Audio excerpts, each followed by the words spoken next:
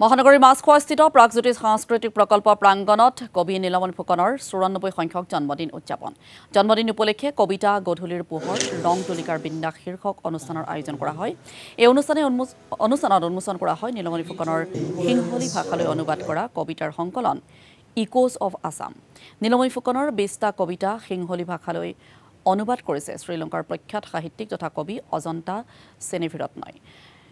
কৃষ্ণ দুলাল বৰুৱাই ইংৰাজীত অনুবাদ কৰা কবিতাৰ পৰা বাছনি কৰি সিংহলী তৰ্জমা কৰিছে শ্ৰীলংকাৰ খ্যাতনামা কবিগৰাকীয়ে। দক্ষিণ এছিয়াৰ কোনো বিদেশী ভাষালৈ প্ৰথমবাৰৰ বাবে অনুবাদ হৈছে নীলমণি ফুকনৰ কবিতা। কবিতা সংকলনখনিত বেটুপাত অংকন কৰিছে অধ্যাপক জগত ৰবীন্দ্ৰই। এই অনুষ্ঠানতেই ধনী বৰাৰ মানুহক কবিতাক দিয়া পৰমায়ু, নীৰেন্দ্ৰনাথ ঠাকুৰৰ হোৱাট ৱেৰ উই টকিং এবাউট শীৰ্ষক ৩খনকৈ গ্ৰন্থ উন্মোচন কৰা হয়। ইয়াৰ উপৰিও অনুষ্ঠানৰ লগত সংগতি ৰাখি এখন বিশেষ চিত্ৰ প্ৰদৰ্শনীৰো আয়োজন কৰা হয়। অনুষ্ঠানৰ আৰম্ভ হয় প্ৰতিদিন টাইমৰ মুখ্য সম্পাদক নীতুমণি শইকীয়াৰ কবিতাৰে। অনুষ্ঠানত উপস্থিত থাকে বিশিষ্ট কবি হৰেকৃষ্ণ ডেকা, সমালোচক ধনী বৰা, অনুবাদক নীৰেন্দ্ৰনাথ শইকীয়াকে ধৰি বহুকেইগৰাকী বিশিষ্ট ব্যক্তি।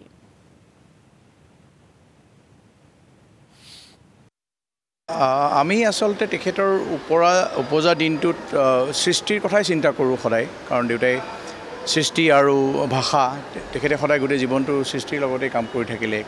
কবিতা সম্বন্ধীয় কলা সংস্কৃতি ছবি, সেইধৰণে আমি তেওঁৰ জন্মদিনটো কিছু সৃষ্টিৰ মাজেৰেই লৈ যাবলৈ প্ৰয়াস কৰিছোঁ পৰিয়াল আৰু তেওঁৰ শুভাকাংক্ষীসকলৰ মাজত।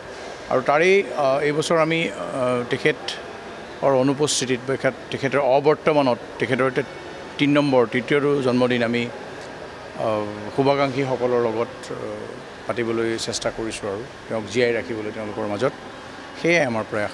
আজি আমি ৩খন গ্ৰন্থ কৰিলোঁ, এখন ধনী বৰাৰ আৰু এখন নীৰেণ ঠাকুৰীয়া ছাৰৰ ছিলেক্টেড পয়েম, আৰু এখন অসমত আজিলৈকে নোহোৱা এটা কাম কৰিছে শ্ৰীলংকাৰ বিবেকানন্দ কেন্দ্ৰই। তেওঁলোকে দেউতাৰ ২০টা কবিতা তেওঁলোকৰ সিংহলী ভাষালৈ অনুবাদ কৰিছে।